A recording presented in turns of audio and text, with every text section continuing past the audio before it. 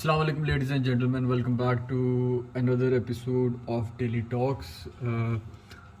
And first of all, thank you for such a great response and your viewership to my last videos. आज जिस topic पे या जिस मौजू पे हम बात करने जा रहे हैं, गुफ्तगू करने जा रहे हैं, वो टॉपिक बहुत इंटरेस्टिंग है. बहुत सारे लोग इंक्वायर करते हैं इसके बारे में, पूछते हैं, कहते हैं कि इसको उनको डिफ़ाइन नहीं करना आ रहा होता कि हम इसको कैसे डिफ़ाइन करें. और वो जब वो स्पीचलेस हो जाते हैं अक्सर, या अपनी चाहत को नहीं पा पाते, या किसी से बात कर रहे होते हैं, उनको इग्नोरेंस का एक साइन मिलता है, तो वो उस चीज़ का नाम दे देते हैं. अलबत्ता वो अगर उसकी डेफिनेशन आपके दिमाग में क्लियर हो तो मेरे ख्याल से वो आप किसी भी पर्सनैलिटी को, किसी भी पर्सन को, किसी भी सिचुएशन को, या किसी भी हालात मंजर को आप बहुत आसानी से ना कि सिर्फ फेस कर सकते हैं, बल्कि कि उसका एक बहुत बेहतरीन तरीके से हल भी निकाल सकते हैं. उस टॉपिक का नाम है ईगो. कि व्हाट इज़ ईगो, ईगो क्या होती है, जिसको हम अना भी कहते हैं कि यार फ़लाँ बंदे के अंदर बहुत अना है, यार फ़लाँ बंदे के अंदर बहुत ईगो है. वो ईगो किस चीज़ को लेकर हो सकती है, अब वो उसकी डिफरेंट डेफिनेशंस होती हैं, डिफरेंट स्टेट ऑफ माइंड्स होते हैं हर एक इंसान की. सबसे पहले हमें अंडरस्टैंड करना चाहिए कि एक सर्टन लेवल ऑफ रिस्पेक्ट होता है, सेल्फ़ रिस्पेक्ट होता है. और वो जब सेल्फ़ रिस्पेक्ट वो अपने काम को लेकर उसकी सेल्फ़ रिस्पेक्ट हो सकती है कि यार मैं एक बहुत अच्छा इंजीनियर हूँ. वो सेल्फ़ रिस्पेक्ट उसको अपने प्रोफेशन को लेकर हो सकती है कि मैं एक बहुत अच्छा डॉक्टर हूँ. वो सेल्फ़ रिस्पेक्ट उसको अपने उसने पास में जो किया उसको लेकर हो सकती है. फॉर इंस्टेंस अगर आप देख सकते हैं कि यार ये कोई मेरे कमरे में आए और कोई आके कहे कि यार तुम्हारी ईगो का साइज़ बहुत बड़ा है, मैं पूछूंगा क्यों, क्या कि यार तुमने इतने ज़्यादा सर्टिफिकेट्स क्यों लगाए हुए हैं. उसको कहूँगा यार ये वो is just a sign to remember, और अपने आप को मोटिवेट करने के लिए कि मैंने पास में इतनी ज़्यादा अचीवमेंट्स अगर मैंने की हैं तो फ्यूचर के इधर जो मैं करना चाह रहा हूँ वो मैं कर सकता हूँ.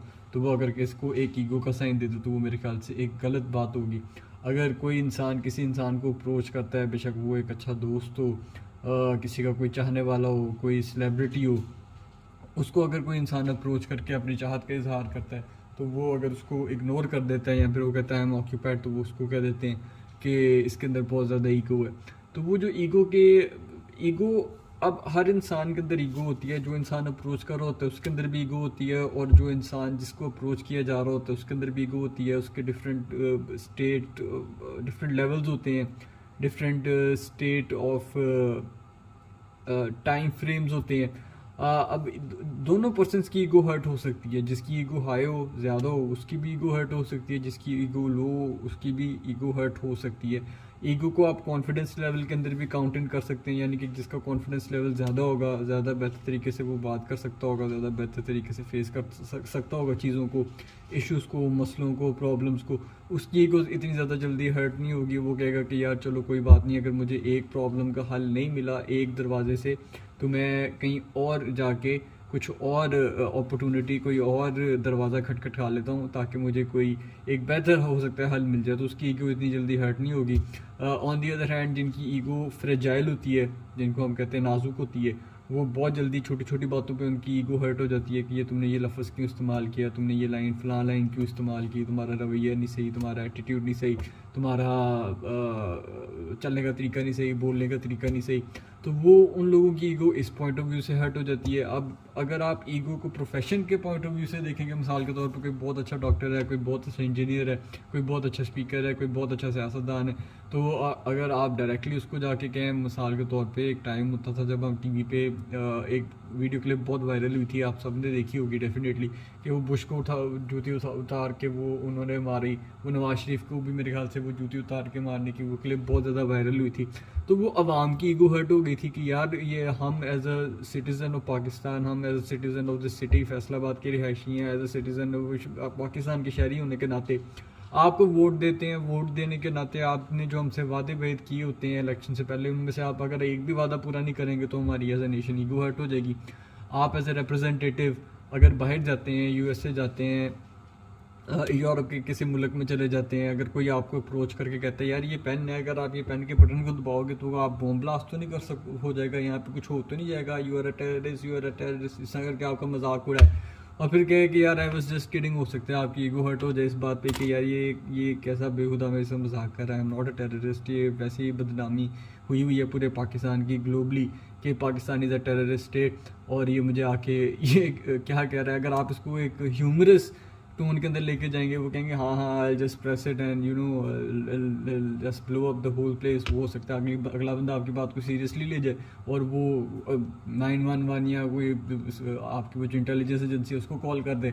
तो वो ईगो आपकी एज अ पाकिस्तानी भी हर्ट हो सकती है अगर आप पाकिस्तान से फर्स्ट ऑफ ऑल बिलोंग करते हैं। फिर ईगो का लेवल जैसे जैसे रिड्यूस होता जाएगा जिधर आप रहते हैं।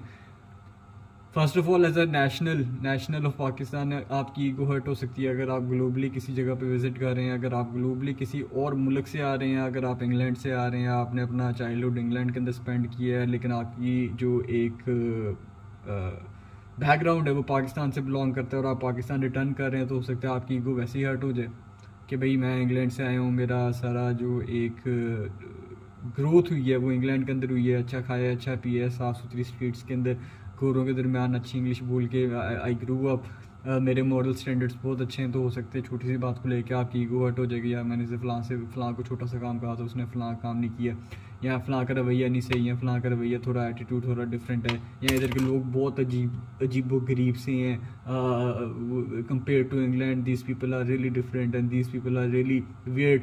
आई am not targeting anyone through this video, I am just saying, और स्टीरियोटाइप भी नहीं कर रहा, कोई मेरे पे ना पड़ जाए उल्टा।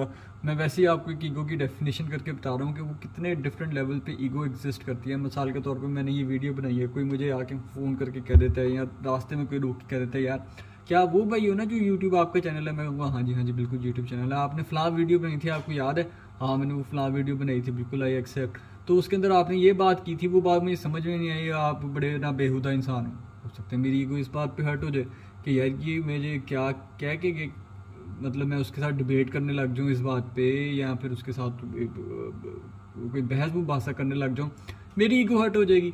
तो वो कहते हैं कि बुज़ुर्ग कहते हैं और बड़े लोग कहते हैं कि जो इंसान अपनी ईगो को मार लेते हैं या अपनी ईगो ख़त्म कर लेते हैं ना, तो उसके लिए जो कामयाबी का रास्ता होता है वो आसान हो जाता है।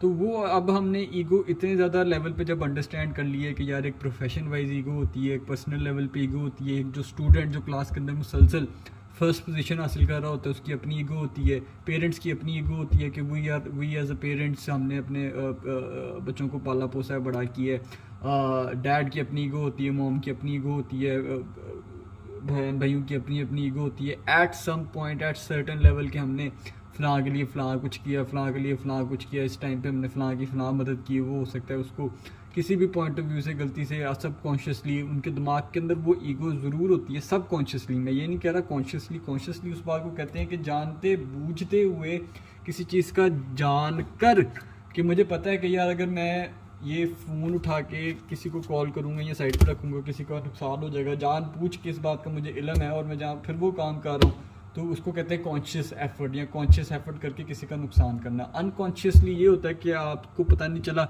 और आपसे अनकॉन्शियसली आपने वो कोई हरकत कर दी और किसी का नुकसान हो गया जिसके अंदर आपकी इंटेंशन ही नहीं थी, आपको नहीं पता था उसका रिपल इफेक्ट ये होगा।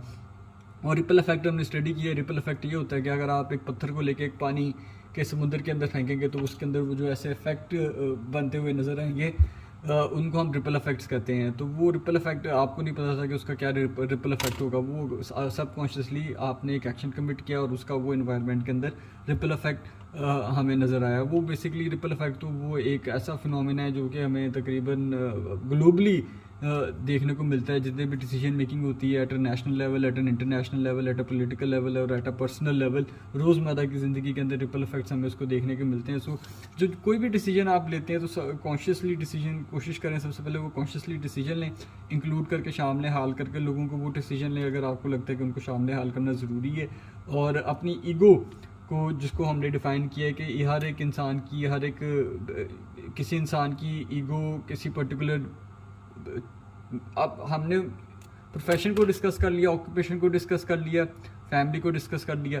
अब किसी बंदे की ईगो हो सकती है किसी मटेरियलिस्टिक चीज़ को लेके कि यार मैं बहुत, मिसाल के तौर पे मेरी ईगो बहुत ज़्यादा है। ईगो यानी कि सेल्फ रिस्पेक्ट के अंदर भी ईगो काउंट होती है, क्योंकि ईगो एक ऐसी स्टेट है जो कि हर एक इंसान के अंदर होती है। वो ये नहीं कह सकते कि वो मुकम्मल ख़त्म हो सकती है, वो उसको काउंटर एक्ट कैसे किया जा सकता है, काउंटर अटैक कैसे किया जाता है, इस पर हम अभी थोड़ी देर बाद बात करते हैं। तो किसी इंसान की ईगो अटैच हो सकती है कि यार मैं तो कुल्लम या फ़लाँ बिल्डिंग का या फ़लाँ, मैं नाम नहीं लूँगा डायरेक्टली, वो कोई ये ना कहेगा यार डायरेक्टली हम ही टारगेट करके बात करी जा रहा है कि मैं तो फ़लाँ चीज़ का ऑनर हूँ, मैं तो फलां चीज़ का ऑनर हूँ, मैंने फलां चीज़ की है, मैंने फलां चीज़ बनाई है, मेरी तो ईगो। अब वो ईगो नहीं है, वो उसने की है, कॉन्ग्रेचुलेशंस, वेरी वेल डन। अब उसकी ईगो जो आउटर इन्वायरमेंट से या थर्ड पीपल हैं या थर्ड पार्टी हैं, उनको कैसे महसूस हो सकती है कि यार मिसाल के तौर पर बिल गेट्स भाई हैं, अब बिल गेट्स ने इतना कुछ अचीव किया, इतना कुछ टाइम पहले मैंने जब एटीट्यूड से रिलेटेड वीडियो बनाया था तो उसमें मैंने बताया था कि आपका एटीट्यूड बहुत ज्यादा मैटर करता है इस बात को लेके कि आप लाइफ में कितने सक्सेसफुल बन सकते हो। सो इस वीडियो को देखकर आप में से कई लोग मुझसे पूछ रहे थे कि सर एटीट्यूड और ईगो के बीच में डिफरेंस क्या होता है, क्योंकि बहुत से लोग जो एटीट्यूड में रहते हैं उन्हें तो लोग इगोइस्टिक और बुरा इंसान बोलते हैं। सो हमें कैसे रहना चाहिए? वेल, एग्जैक्ट डेफिनेशन पे जाने से पहले आप ये बात याद रखो कि एटीट्यूड एक बहुत बड़ी चीज है जिसका एक छोटा सा पार्ट होता है ईगो। एग्जाम्पल, अगर एटीट्यूड एक कॉन्टिनेंट है तो ईगो उसमें एक छोटी सी कंट्री है। एटीट्यूड को आप दो पार्ट्स में डिवाइड कर सकते हो, पहला सही एटीट्यूड और दूसरा गलत एटीट्यूड। नाउ लोग ईगो और एटीट्यूड में कंफ्यूज होते ही इसलिए हैं क्योंकि ईगो इस गलत एटीट्यूड का एक पार्ट है। पर अच्छी बात यह है कि आप बिना ईगो रखे भी एक अच्छे एटीट्यूड वाला इंसान बन सकते हो। जैसे कि एग्जांपल, हर इंडियन एशियन जरूर होता है पर हर एशियन इंडियन होगा ये जरूरी नहीं है। वैसे ही हर ईगो रखने वाले इंसान में एटीट्यूड तो होता है पर हर एटीट्यूड रखने वाले इंसान में ईगो नहीं होता। सिमिलरली आपको भी ये बात ध्यान में रखनी है कि आप अच्छे एटीट्यूड वाला इंसान बनो, ना कि ईगोइस्टिक या बुरे एटीट्यूड रखने वाला इंसान। अब डेफिनेशन की बात करें तो एटीट्यूड बताता है कि हम किसी चीज के बारे में क्या सोचते हैं, क्या फील करते हैं और कैसे रिस्पॉन्ड करते हैं सिचुएशंस पर, जबकि ईगो हमें बस अपने सेल्फ एस्टीम और सेल्फ इंपॉर्टेंस के बारे में सोचने लगाता है। एग्जाम्पल, एक सही एटीट्यूड रखने वाला इंसान बोलेगा कि कुछ भी हो जाए मैं जीत के दिखाऊंगा, जबकि एक इगोइस्टिक इंसान बोलेगा अरे मुझे कोई नहीं हरा सकता। सही एटीट्यूड वाला इंसान लाइफ ऐसे जिएगा जैसे वो दुनिया का राजा है, जबकि ईगो रखने वाले लोग लाइफ ऐसे जीते हैं जैसे सब उनके गुलाम हैं जिन्हें हमेशा उनकी बात माननी चाहिए। नौ अब आते हैं आज की बुक समरी पे जो इसी टॉपिक से रिलेटेड है। ऑथर रेयान को बहुत यंग एज में काफी बड़ी बड़ी सक्सेस मिल गई थी। वो 19 साल के थे जब वो एक बड़ी टैलेंट मैनेजमेंट एजेंसी के यंगेस्ट एग्जीक्यूटिव बन गए थे, जिन्होंने फिर कई बड़े बड़े रॉक बैंड्स की साइनिंग कराई, कई बुक्स रिलेटेड कंसल्टिंग की जिनकी मिलियंस ऑफ कॉपीज सोल्ड हुई। इसके बाद बस 21 साल की एज में वो अमेरिकन अपैरल जैसी $1 बिलियन कंपनी के मार्केटिंग डायरेक्टर बन गए और 25 साल की एज में वो एक बेस्ट सेलिंग ऑथर भी बन गए। सब कुछ परफेक्ट था बट फिर वक्त कुछ ऐसे बदला कि उनसे उनका सब कुछ छिन गया। वो फेल होने लगे और उनके फेलियर का जो सबसे मेन रीजन था वो उन्होंने अपने हाथ पे टैटू बनवा के लिखा लिया ताकि वो वापस ऐसी गलती कभी ना करे और उन्हें ऐसे फेलियर्स फेस करने ना पड़े। उनके हाथ पे जो उन्होंने टैटू बनवाया था उस पे लिखा हुआ था ईगो इज द एनिमी, क्योंकि उनका ईगो ही था उनके फेल होने का मेन रीजन जो वो कभी नहीं भूलना चाहते। ऑथर रेयान ईगो को कुछ ऐसे डिफाइन करते हैं। वो बोलते हैं ईगो हमारी वो अनहेल्दी बिलीफ है जो हमें अपने आप को बहुत ज्यादा इंपॉर्टेंट फील करवाती है। ईगो वो है जो हमारे कॉन्फिडेंस को एरोगेंस घमंड में कन्वर्ट कर देती है। ईगो वो खतरनाक चीज है जो हमारे लॉन्ग टर्म गोल्स को बर्बाद कर देती है, शॉर्ट टर्म सेटिस्फेक्शन दिलाते हुए, अपने आप को कुछ टाइम के लिए दूसरों से बड़ा महसूस कराते हुए, जो सही नहीं है। ऑथर बोलते हैं हर इंसान अपनी लाइफ के किसी भी टाइम पे 3 में से एक स्टेज पे होता है। पहला एस्पायरिंग स्टेज, दूसरा सक्सीडिंग, तीसरा फेलिंग। मतलब फर्स्ट या तो वो कुछ एस्पायर कर रहा होता है, मतलब कुछ अचीव करने के लिए काम कर रहा होता है, कुछ बनना चाह रहा होता है। सेकंड, या तो वो कुछ ऑलरेडी अचीव कर चुका होता है, मतलब उसे कुछ सक्सेस मिल गई होती है। या फिर थर्ड, वो फेल हो रहा होता है, मतलब वो कुछ अचीव नहीं कर पा रहा होता। अब प्रॉब्लम यह है कि इन तीनों स्टेजेस पे जो हमारा सबसे बड़ा दुश्मन हमें गिराने के लिए खड़ा होता है हमारे सामने, वो होता है हमारा खुद का ईगो। चलो अब हम देखते हैं कि तीनों स्टेजेस में कैसे ईगो हमारे गोल्स के बीच में आता है। फर्स्ट एस्पायरिंग स्टेज, यह है रोहित। रोहित ने आज बॉडी बिल्डिंग से रिलेटेड एक वीडियो देखा जो उसे बहुत पसंद आया, इसलिए फिर उसने डिसाइड कर लिया कि ठीक है अब मैं एक अच्छा बॉडी बिल्डर बनूंगा, बस कुछ भी हो जाए।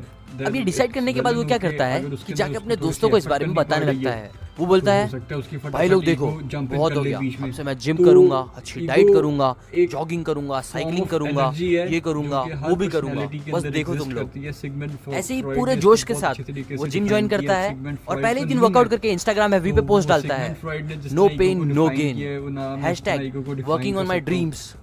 ऐसे ही फिर वो जितनी चीजें करता नहीं उससे ज्यादा दिखावा करने लगता है और फिर कुछ दिन में क्या होता है उसका पूरा मोटिवेशन खत्म हो जाता है और वो बैक टू नॉर्मल लाइफ में आ जाता है।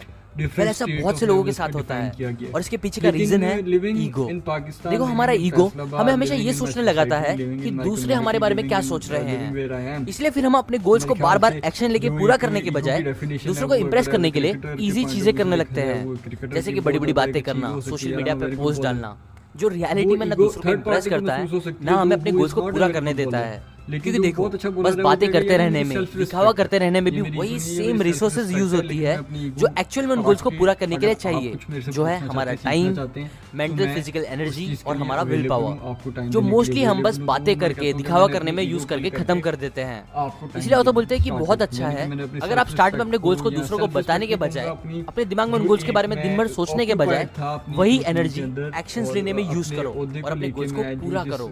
मर्जी भी जोन सेकंड स्टेज सक्सीडिंग। खत्म करते हुए बस 18 साल की एज में हॉवर्ड ह्यूग्स ने एक बहुत बड़ा डिसीजन लिया। उन्होंने क्या किया कि अपने रिलेटिव्स को पैसे देके अपनी फैमिली बिजनेस के 100% शेयर्स खुद खरीद लिए, जिससे वो कंपनी के मालिक बन गए, जो एक ऑयल ड्रिल बिग कंपनी थी। ये एक बहुत बोल्ड डिसीजन था क्योंकि उन्हें इतनी नॉलेज नहीं थी बिजनेस के बारे में, बट स्टिल ये उनका एक बहुत ब्रिलियंट मूव साबित हुआ। ह्यूग्स ने उस कंपनी को 1 मिलियन से पहुंचा के $1 बिलियन की कंपनी बना दी, जिससे वो बहुत सक्सेसफुल बन गए। लेकिन फिर क्या हुआ, उनके इसी ओवर कॉन्फिडेंस से या आप बोल सकते हो ईगो ने उनके करियर को पूरी हिस्ट्री के सबसे एम्बैरेसिंग, डिसऑनेस्ट, वेस्ट करियर में से एक बना दिया। ह्यूग्स को जो बहुत बड़ी सक्सेस मिली थी स्टार्टिंग में, उसने उन्हें ये बिलीव करा दिया कि वो बहुत टैलेंटेड है और वो किसी भी बिजनेस में बहुत सक्सेसफुल बन सकते हैं। इसीलिए फिर वो एविएशन फील्ड में गए, फिल्म मेकिंग में गए, स्टॉक मार्केट में गए, जहां हर जगह उन्हें बहुत लॉस हुआ। इनफैक्ट एक बायोग्राफर ने अपनी बुक में ह्यूग्स की एंडिंग लाइफ का एक सीन ऐसा बताया है कि वो अपनी फेवरेट चेयर पे बैठे थे, नेकेड, बिना नहाए, बिना कोई उनका ख्याल रखे। वो लड़ रहे थे लॉयर्स से, इन्वेस्टिगेटर्स से, इन्वेस्टर्स से, अपने सारे गलत काम को छुपाते हुए, ताकि उनसे उनका सब कुछ ना छिन जाए। ह्यूग्स का ईगो ही उनकी ऐसी शर्मनाक अंत का रीजन साबित हुआ, इतनी ह्यूज सक्सेस मिलने के बाद भी। कई बार जब एक इंसान को सक्सेस मिल जाती है किसी भी फील्ड में, तो बहुत बार उसका ईगो उसे हम्बल और सीखते रहने वाले इंसान से हटाकर एक ओवर कॉन्फिडेंट इंसान बना देता है अपनी कैपेबिलिटीज को लेकर, और इसीलिए ही फिर वो सक्सेस को मेंटेन नहीं कर पाते और उनसे उनका सब कुछ बहुत जल्दी छिन भी जाता है। Third, failing. कई सारे स्कैंडल्स और $300 मिलियन का लॉस होने के बाद जब अमेरिकन अपैरल के फाउंडर डॉ चानी को कंपनी ने 2 ऑप्शंस दिए। पहला, या तो वो सीईओ के पोस्ट से रिजाइन करके एक क्रिएटिव कंसल्टेंट बन जाए कंपनी के लिए, जिसके लिए उन्हें बहुत अच्छी खासी सैलरी भी मिलेगी, या फिर वो पूरी तरह से रिजाइन करके कंपनी को छोड़ दे। तब डॉ ने दोनों ऑप्शंस नहीं लिए, बल्कि एक तीसरा और बदतर ऑप्शन चूज किया, जो था लड़ाई का। उन्होंने अपनी कंपनी के ऊपर केस कर दिया। कंपनी के लिए एक नया बेटर सीईओ सर्च करने के बजाय उन्होंने कंपनी को बैंकरप्सी की कगार पे लाके खड़ा कर दिया। उनके ईगो ने ही उन्हें अपनी कंपनी के लिए कुछ बेटर सोचने के बजाय कंपनी को बर्बाद करा दिया और खुद को भी। बिकॉज इसके बाद फिर उनकी हालत इतनी खराब हो गई थी कि वो अपने दोस्त की काउच पे सोते थे, क्योंकि वो पूरी तरह से कंगाल हो गए थे। ईगो एक ऐसी चीज है जो हमें रियलाइज नहीं होने देती हमारी खुद की कमियों और गलतियों को। एक शराबी की तरह जो पूरी दुनिया उसके साथ गलत कर रही है बोल के खुद अपने साथ ही सबसे बुरा कर रहा होता है, बिना ये बात रियलाइज करे कि वही उसका सबसे बड़ा दुश्मन है। सिमिलरली जब हम फेल होते हैं कुछ अचीव करने से, तब हमारा ईगो हमें बहाने बनाने लगता है, दुनिया को ब्लेम करने लगता है, खुद रिस्पॉन्सिबिलिटी लेने के बजाय, ताकि हमारी इज्जत कम ना हो और हम अपना चेहरा बचा सके। इसीलिए फिर हम सब कुछ करते हैं पर अपनी खुद की कमियों और गलतियों को रियलाइज नहीं करते, जिसकी वजह से हम उसे खत्म भी नहीं कर पाते, ना सक्सीड हो पाते हैं। ऐसे ही हर स्टेज पे ईगो ही हमें आगे बढ़ने नहीं देता। सब क्वेश्चन ये आता है कि जब ईगो ही हमारा सबसे बड़ा दुश्मन है, तो अब हम उसे कैसे हराए? वेल, एक बहुत अच्छा तरीका जिससे आप ईगो से लड़ सकते हो उसे बोलते हैं plus minus equal to principle, जो एक ग्रेट यूएफसी फाइटर ने सिखाया है। वो बोलते हैं कि किसी भी इंसान को एक ग्रेट फाइटर बनने के लिए उसे उसके साथ 3 लोगों को रखना चाहिए। एक ऐसा इंसान जो उससे बहुत बेटर हो, जिसे वो सीख सके, एक इंसान उससे कम अच्छा जिसे वो सिखा सके, और लास्ट एक ऐसा इंसान जो उसके जितना ही अच्छा हो, जिसे वो चैलेंज करके ग्रो कर सके। सिमिलरली इसी प्रिंसिपल का यूज करके आप भी तीनों स्टेज के ईगो से लड़ सकते हो। कुछ ऐसे, सबसे पहले अगर आप एस्पायरिंग स्टेज पे हो तो आप किसी ऐसे इंसान को सर्च करो जो आपके इक्वल हो, ऐसा जो आपके जितना टैलेंटेड हो और आप जैसे ही गोल्स रखने वाला इंसान हो। ये आपका कॉम्पिटिटर भी हो सकता है, जो आपको अपनी लिमिट से ज्यादा करने के लिए पुश करेगा, जो आपको चैलेंज करेगा और आपको ग्रो करेगा। जब ऐसा इंसान आपके साथ रहेगा तब आपके पास दूसरों पे ध्यान देने का टाइम नहीं रहेगा, ना आप दूसरों की इतनी केयर करोगे, क्योंकि अब आप उससे कम्पीट ट्रैफिक करके उससे आगे बढ़ने में बिजी रहोगे। एग्जाम्पल, अगर आपको बिजनेस करना है तो आप उन लोगों के साथ रहो जो आपकी तरह बिजनेस करना चाहते हैं। इससे आप उनसे सीखोगे भी और उनसे आगे बढ़ने के लिए मेहनत भी ज्यादा करोगे। अगर आप सक्सीडिंग स्टेज पे हो तो आप क्या करो कि ऐसे इंसान के साथ ज्यादा रहो जो आपसे प्लस हो, मतलब आपसे बहुत ज्यादा सक्सेसफुल और कामयाब हो। क्योंकि जब सक्सेस का बुखार आपको चढ़ेगा तब ये इंसान आपको याद दिलाएगा कि अभी भी आप बहुत पीछे हो, और इससे आपके अंदर ईगो और घमंड नहीं आएगा बल्कि ह्यूमिलिटी आएगी, जो ईगो को खत्म करने के लिए सबसे ज्यादा जरूरी होती है। आपका प्लस आपका मेंटर भी हो सकता है या कोई भी ऐसा इंसान जो आपसे बहुत आगे हो। और लास्ट, अगर आप फेलिंग स्टेज पे हो तो आप ऐसे इंसान के साथ ज्यादा रहो जो आपसे भी कम हो अचीवमेंट्स में, जिसे आप सिखा सको चीजें। बिकॉज कई बार ऐसा होता है कि सिखाने से हमें पता चलता है कि हमने खुद कहाँ गलती करी थी और कहाँ हम बेटर हो सकते हैं। और जब आप अपने से कम अचीवमेंट्स रखने वाले इंसान के साथ रहोगे तब आपका कॉन्फिडेंस और पॉजिटिविटी भी हाई होगी, जो एक्चुअल में स्टेज में रहना बहुत ज्यादा जरूरी है और जो चीज आपको भी फिर आगे बढ़ाएगी। अब एक इम्पोर्टेंट साइड नोट, आज आप देखोगे हमारी कंट्री में ऑलमोस्ट हर इंसान ईगो से भरा है। कुछ अपनी सक्सेस के ईगो में डूबे हैं, कुछ अपने बाप दादा की, यहाँ तक कि पूर्वजों की अचीवमेंट्स को लेकर लोग घमंड करते हैं। कुछ नहीं मिला तो रिलीजन, कास्ट के नाम पे लोग घमंड करते हैं, लड़ते हैं, और यही सब चीजें जो आज हमारे देश को आगे बढ़ने नहीं दे रही है। इसीलिए मैं चाहता हूँ कि आप ये सब बातों को हल्के में मत लो, बल्कि एक्चुअल में समझो कि हाँ, ego is the real enemy. इसलिए शेयर करो इस वीडियो को ताकि हम साथ में मिलकर ईगो इस एनिमी से लड़ सके और ग्रो कर सके, जिससे हम सबका फायदा होगा। ये थी कुछ बहुत ही पावरफुल बातें एक बहुत ही अच्छी book ego is the enemy by Ryan Holiday से। इस बुक में बहुत ही अच्छी अच्छी बातें बताई है ऑथर ने, जो हमारी लाइफ में आगे बढ़ने के लिए हमें पता होना बहुत जरूरी है। अगर आपको ये बुक खरीदनी है तो आप डिस्क्रिप्शन से जाके खरीद सकते हो, या फिर अगर आपको इस बुक की फ्री ऑडियो बुक चाहिए तो आप seeker.org/audible से जाके वो ले सकते हो। ऑडिबल एक अमेज़न कंपनी है जो 1 महीने का फ्री ट्रायल देती है, जैसे जाके आप वो ले सकते हो, या जिसकी लिंक डिस्क्रिप्शन में दी है। और लास्ट, अगर आप मेरे वीडियोस को कभी मिस नहीं करना चाहते तो आप सब्सक्राइब करने के बाद बेल आइकन पर जरूर क्लिक करें। इससे जब भी मैं न्यू वीडियो डालूंगा, जो मैं हर संडे को डालता हूँ, तब आपको उसका नोटिफिकेशन आ जाएगा, वरना नहीं आएगा और आप ऐसी काम की नॉलेज मिस कर दोगे। लाइक करें अगर आपको ये बातें काम की लगी, कमेंट करके बताएं अपने व्यूज इस टॉपिक के बारे में, शेयर करें इस वीडियो को अपने फ्रेंड्स एंड फैमिली के साथ। And finally thanks for watching. फिर वो आगे जाके जो उनकी जनरेशंस के साथ हुआ या डिटेल के साथ स्टडी करें कि जो हुजूर पाक सल्लल्लाहु अलैहि वसल्लम की जनरेशन के साथ हुआ, तो वो एक इगोइस्टिक मैनर के अंदर Way before the first selfie, the ancient Greeks and Romans had a myth about someone a little too obsessed with his own image. In one telling, Narcissus was a handsome guy wandering the world in search of someone to love. After rejecting a nymph named Echo, he caught a glimpse of his own reflection in a river and fell in love with it. Unable to tear himself away, Narcissus drowned. A flower marked the spot where he died, and we call that flower the Narcissus. The myth captures the basic idea of narcissism, elevated and sometimes detrimental self-involvement. But it's not just a personality type that shows up in advice columns. It's actually a set of traits classified and studied by psychologists. The psychological definition of narcissism is an inflated, grandiose self-image. To varying degrees, narcissists think they're better looking, smarter, and more important than other people, and that they deserve special treatment. Psychologists recognize two forms of narcissism as a personality trait: grandiose and vulnerable narcissism. There's also narcissistic personality disorder, a more extreme form, which we'll return to shortly. Grandiose narcissism is the most familiar kind, characterized by extroversion, dominance, and attention-seeking. Grandiose narcissists pursue attention and power, sometimes as politicians, celebrities, or cultural leaders. Of course, not everyone who pursues these positions of power is narcissistic. Many do it for very positive reasons, like reaching their full potential or helping make people's lives better. But narcissistic individuals seek power for the status and attention that goes with it. Meanwhile, vulnerable narcissists can be quiet and reserved. They have a strong sense of entitlement, but are easily threatened or slighted. In either case, the dark side of narcissism shows up over the long term. Narcissists tend to act selfishly, so narcissistic leaders may make risky or unethical decisions, and narcissistic partners may be dishonest or unfaithful. When their rosy view of themselves is challenged, They can become resentful and aggressive. It's like a disease where the sufferers feel pretty good, but the people around them suffer.